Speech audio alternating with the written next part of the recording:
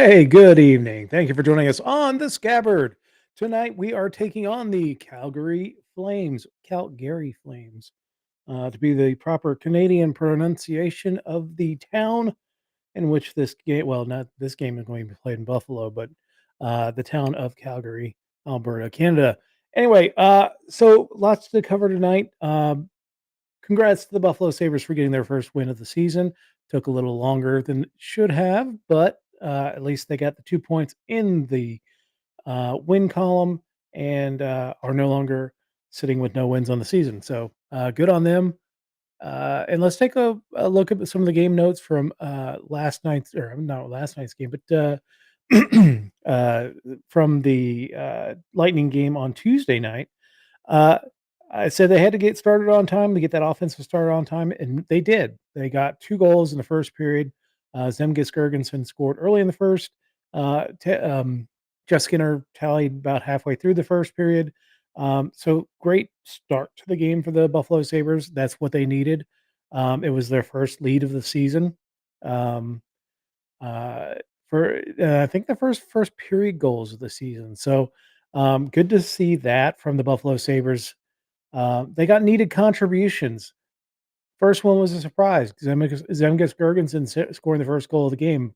Beautiful pass from recently taken off of the scratch list Tyson Jost to Zemgus. Zemgus zips down and fires a shot past Jonas Johansson for the first goal of the game. Owen Power, absolutely beautiful pass. Jeff Skinner down in the slot. And Skinner goes roof job, makes it 2-0. That's how the first period ended. They got through most of the second period without unscathed until Brandon Hagel. And remember, I've warned at the last game, and I've actually said it, I think all 3 nights, beware the former Sabres. The former Sabres always score against us. Brandon Hagel scored twice against the Sabres.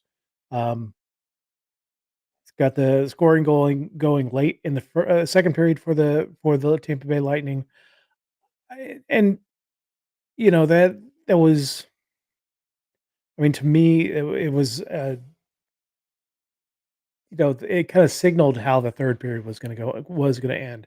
It gave the Lightning life, and I think they controlled the play in the third period. Now, it wasn't like the Sabres completely sat back, but especially towards the end of that third period, they played scared, and Tampa, Brandon Hagel was able to tie the game up. And the good thing about that is they didn't let a disappointing goal in the final minute, final 8 seconds of the game, beat them. They rallied. They got a nice goal from Dylan Cousins in the high slot to win the game in overtime. A couple minutes into the overtime, to get the 3-2 victory. Sends Tampa to 0-3 on their current road trip. Much like Tampa, Calgary's coming in on the third game of their road trip. Um, and Calgary's going to be a different beast, but still very formidable. They had a very down year last year, led to the firing of their coach and GM, I believe.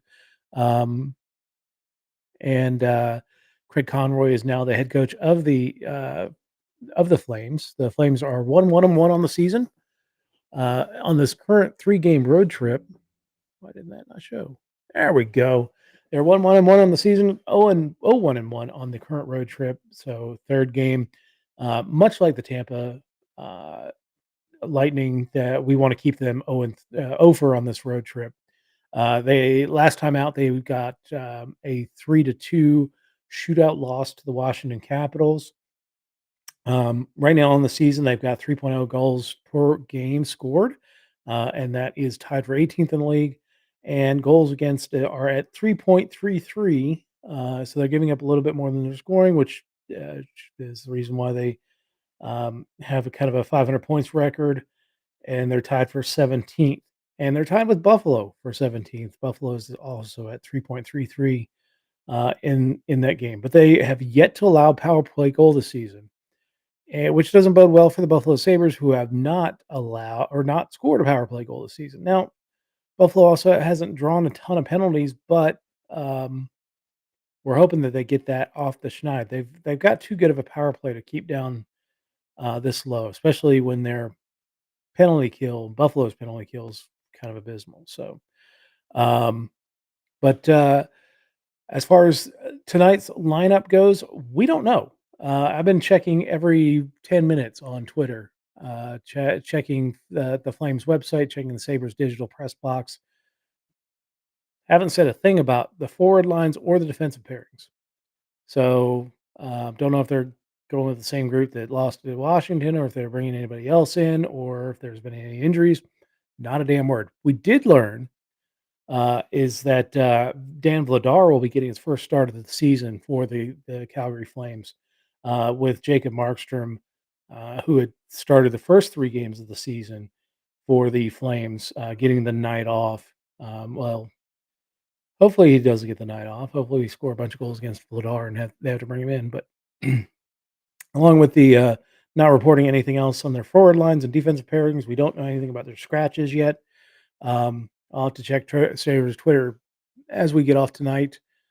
Flames Twitter, something. One of those has got to give us some kind of information about the Calgary Flames, especially as we get closer to puck drop. You would think something gets out there, but yeah, I haven't seen anything yet. And sorry about that. I was hoping to have the lines ready for us for game time tonight. Now we do have some names or some news out of Calgary, which might have kind of preempted a lot of the press scrutiny on their lines.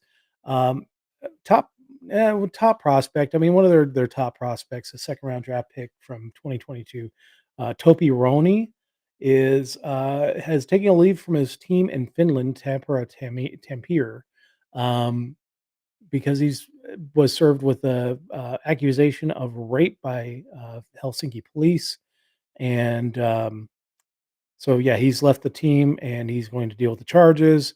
Um, that was a lot of the news coming out of the Calgary camp today. So don't know if I doubt that the woes of a prospect will weigh much on the minds of the Calgary Flames. It probably won't be too much of a distraction, but it is a organizational distraction to say the least. And hope he didn't do it. If he did do it, I hope he gets the book thrown at him. That's my whole feeling on that. Let's go to the Sabres lines. So tonight, no changes. So and I'm not doing a change. I wore the white butter knives jersey, third jersey from a couple years ago, or whatever they're calling it, reverse retro jersey from a couple years ago, with Victor Olofsson on it, and because I wore it last time they won. So we'll ride this horse like Seabiscuit. Um, but yeah, so no changes. Skinner, Thompson, Tuck on first line. Paterka, Cousins, and Krebs on the second line. Greenway, Middlestat, Benson on the third, and Gergensons, Yost, and Okposo on that fourth line, and they looked good. Yost didn't look out of step at all, despite not playing the last couple of games. Um, had a really nice assist on that first goal, and got Gergens going. So Gergens had a pretty good game as well, and I'm glad to see that. And if you get contributions out of your fourth line, I mean, we got contributions out of our third line and our fourth line while we're waiting for the first lines to get going. Um, and good on the first couple lines to get going in that last game. Oh, it worked on the You're right. Yuri Kulik, we do need to find a spot for him, but it's gonna get really, really crowded here pretty soon. Because they got to figure out what they're going to do with Savoy. And if Savoy can go down and play a couple games in Rochester, um, I think he gets I think he gets a 9 game stint. What am I diving into? I'm diving into you're on my Twitch channel. My Twitch channel is under my normal political deep dive podcast that's on Sundays. So join me on Sunday night at 10 p.m. Tonight we're talking Buffalo Sabres hockey as we do the Scabbard Sabres game night. But yeah, they got to do something with Savoy. I think he gets a 9 game stint at the very least, and see if he has any magic with Benson up here. Um, and then, from there, I mean, Cooley's got to get a shot at some point. Um, he's done everything he can, and I think the longer he stays in Rochester, it might stun his growth. So, what does Kevin Adams do? Who does he move off the lineup to make room for a guy like Kulik?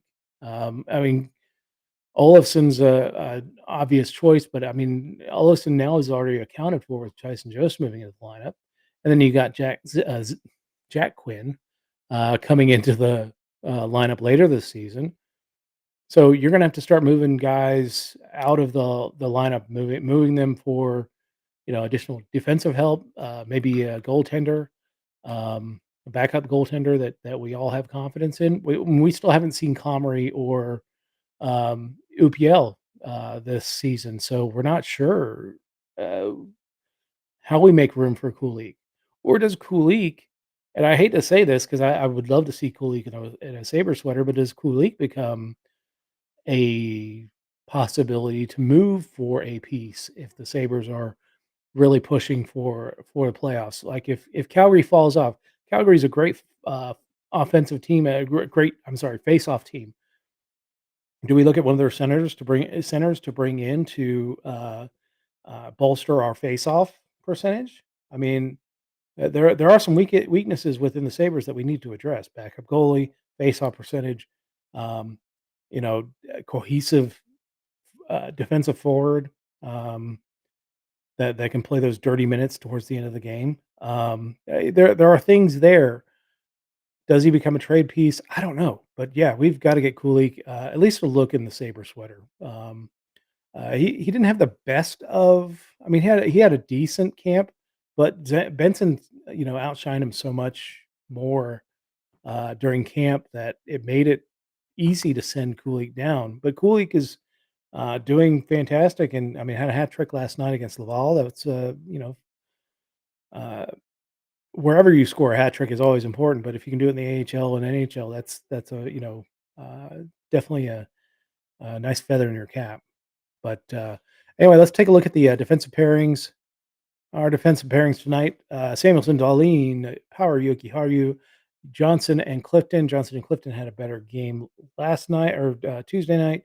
Power is a little missing in action on that game tying goal. Just file that away for future reference.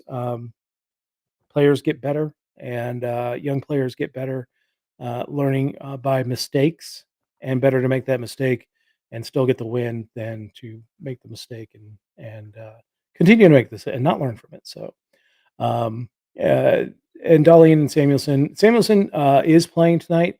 He did leave the last game early because of an upper body injury. Apparently, that is good to go, and he is in the lineup. Uh, I think we all know that last year the Sabres were a markedly different team with Samuelson out of the lineup, so it's very important that he stays healthy. Because if he doesn't, the Sabres could be in trouble. The schedule is not kind to the Sabres um, early on in the season. This is I wouldn't say Calgary's an easy game, but it's one of the it's one of the non-playoff teams that they're playing this year. That early in the season. So our goalies tonight, fourth straight game is Devin Levi, our starting goaltender. Comrie backing up. It might be UPL backing up. We don't know. We don't ever see the backups, which is good. Um, but yeah, Devin Levi is getting the start in net fourth straight start. Not since Ryan Miller started 10 games in a row as a rookie have we seen a rookie get a run like this.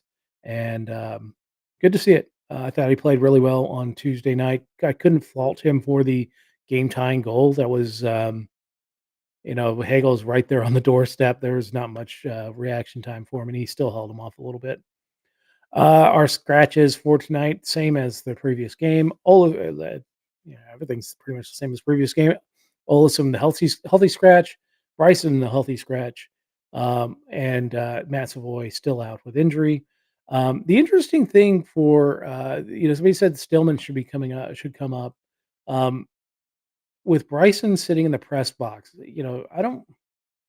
I would say that if there's an injury on the blue line for the Sabres, that Stillman would get called up rather than uh, dressing Bryson, 'cause I think Stillman at this point he had a nice hit last night too, and for some stupid reason had to fight because of it.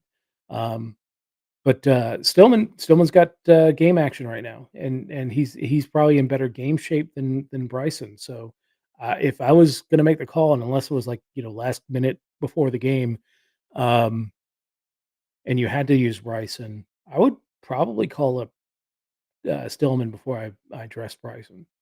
I think they're kinda hiding Bryson, just because Bryson I think they still think that Bryson's gonna get claimed on waivers.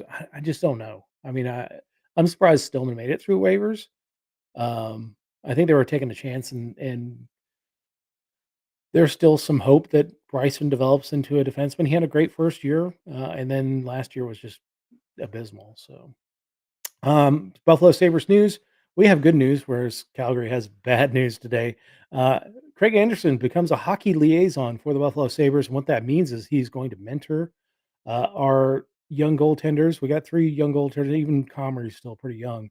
Um, and using his wealth of experience, he was what he's 42 years old now, um, uh, to mentor the guys. He pretty much can continue the same role he had the last couple of years, except for he's not playing games. So good to see Anderson back in the fold. Quality dude, and you know, again, it's just the Sabers continuing to bring in quality people to help the team, not just on the ice, but off the ice, and I'm happy to see that move happen. It is well worth it. Let's talk about our profile tonight. I'm gonna try and do the what I did last night or last game tonight. Last game I featured Zemgus Girgensons. He got a goal. So tonight, Tage Thompson. And I'm not going to panic too much about Tage Thompson at this point because Thompson started slow last year. He didn't have a goal for the first few games and then went off. So um, my hope is tonight he scores and leads the Sabres past the Calgary Flames.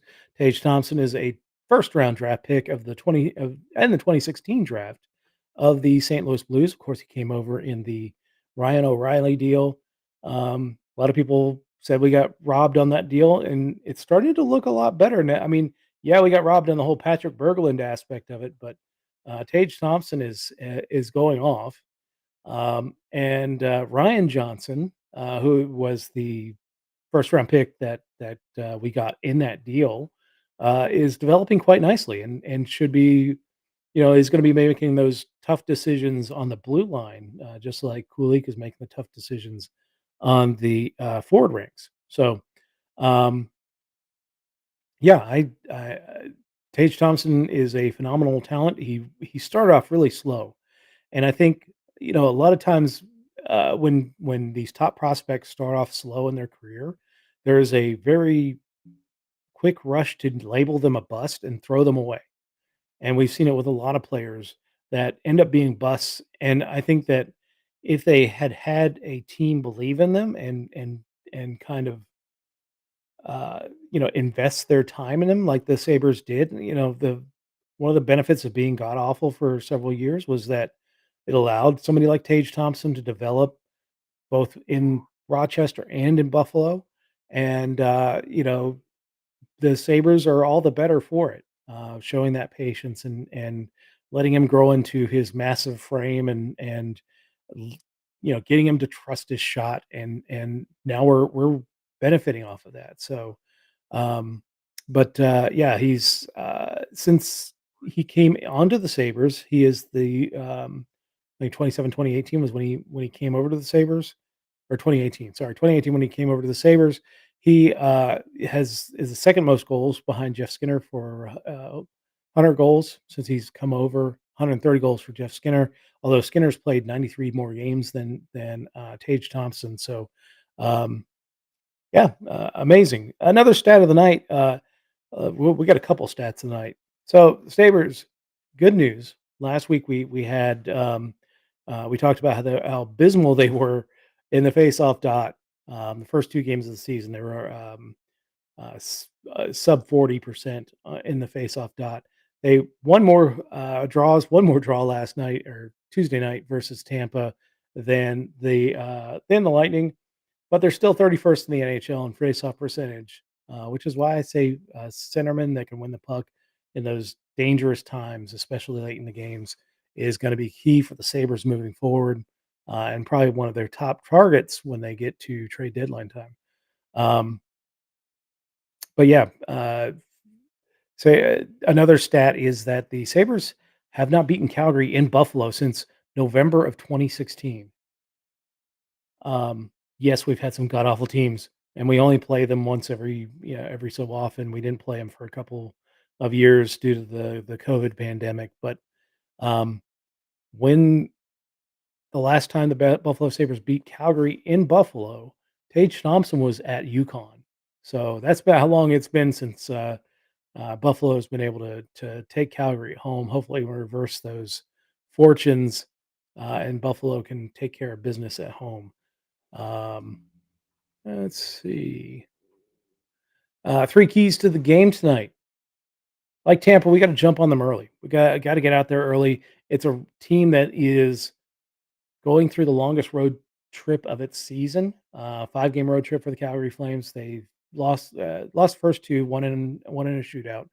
Um, Good to keep them down. If you can jump on them early, they might disinvest themselves from the game and just kind of play to preserve themselves.